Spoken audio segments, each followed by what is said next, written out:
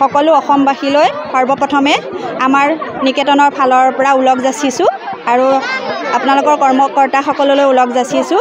আমাৰ শংকৰদেৱ শিশু নিকেতন বিদ্যা নিকেতনৰ প্ৰত্যেক বছৰে এই চুঙা পিঠা উৎসৱ পালন কৰা হয় আৰু অসমীয়াৰ সমাজত আমাৰ যি উৎসৱ পালন কৰা সেই আমাৰ নিকেতনতে কিছুমান তেনেকুৱা উৎসৱ পালন কৰা হয়। তাৰ ভিতৰত আমাৰ চুঙা পিঠাটো প্ৰাধান্য বুলি আমি ভাবোঁ, কিয়নো আমাৰ ছাত্ৰ ছাত্ৰীসকল এটাই আদৰ্শ দেখুওৱা হয়।